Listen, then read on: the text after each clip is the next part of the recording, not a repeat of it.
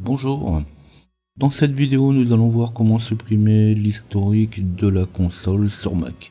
Alors de la console ou du terminal, ça dépend comment on veut l'appeler. Pour pouvoir supprimer l'historique, on va commencer par ouvrir un terminal et voir que la commande history permet de retrouver toutes les commandes qui ont été tapées dans le terminal depuis le début de l'utilisation. Donc là sur Mac, quand on tape un history, on va pas afficher toutes les commandes, mais on peut quand même les retrouver, on verra après comment faire, mais il va afficher uniquement les quelques dernières commandes tapées. Alors history, l'historique dépend de l'interpréteur de commande qui est utilisé. Donc ça peut être du ZSH, du SH, du Bash. Les interpréteurs de commandes, il en existe des dizaines. Les commandes sont différentes en fonction de l'interpréteur de commande qui va être utilisé. Donc pour commencer, idéalement, c'est quand même de savoir quel interpréteur on va utiliser. Donc pour pouvoir connaître l'interpréteur sur lequel on est en train de travailler, il suffit de taper echo, ECHO, espace, un $shell en majuscule, parce que $shell c'est une variable qui contient le nom de l'interpréteur de commande qu'on va utiliser. Donc ici par exemple je vois que j'utilise un ZSH.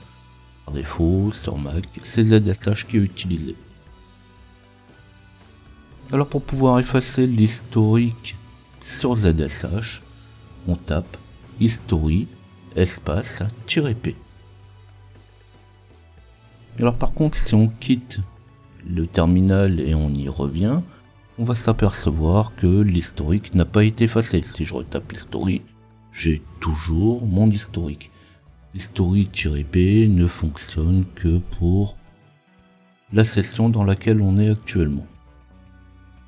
Donc pour pouvoir effacer l'historique, il va falloir aussi supprimer le fichier dans lequel est enregistré les différentes commandes de l'historique. Alors pour pouvoir effacer ce fichier, on va taper rm-f.zsh_history. Donc là ça se fait dans le dossier courant de l'utilisateur. Donc généralement, quand vous ouvrez votre terminal, vous êtes directement dans votre dossier. Le point de .zsh_history correspond à un fichier caché. C'est pour cette raison que vous ne le retrouverez pas quand vous irez dans votre Explorer, quand vous irez dans Finder, vous ne retrouverez pas le fichier. Alors pour les curieux, vous pouvez taper cat espace .zsh_history et là vous retrouverez toutes les commandes qui ont été tapées.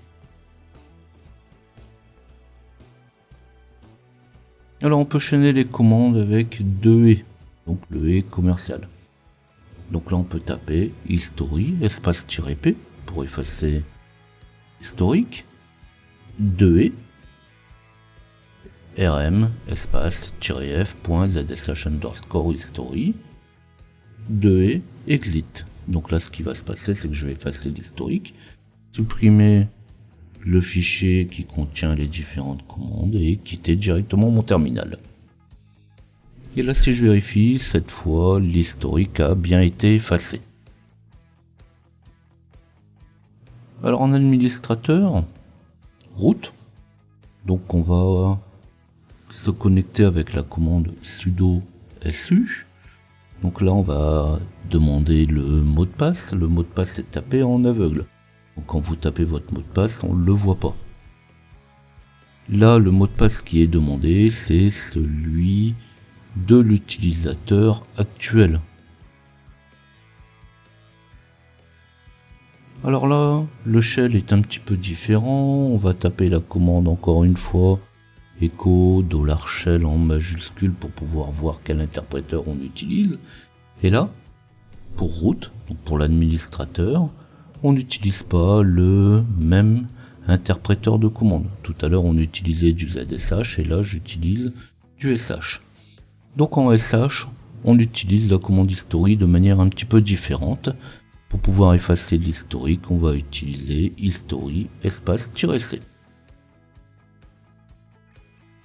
Alors pareil, il faudra effacer le fichier d'historique avant de quitter. Donc là, pour pouvoir effacer le fichier d'historique avant de quitter, ce n'est pas la même chose.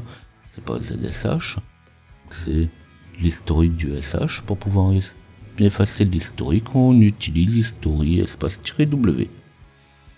Et là pareil, on peut aussi combiner les différentes commandes.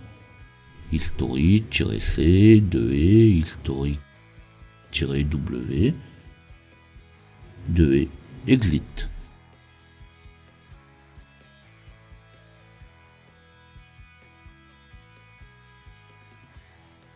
Si vous désirez retrouver mes autres vidéos, abonnez-vous. N'oubliez pas de liker si cette vidéo vous a intéressé. Vous pouvez flasher le QR code ou taper LJP Info dans votre navigateur pour retrouver les différents documents sur mon site. N'hésitez pas à poser vos questions, laissez-moi vos suggestions. À bientôt.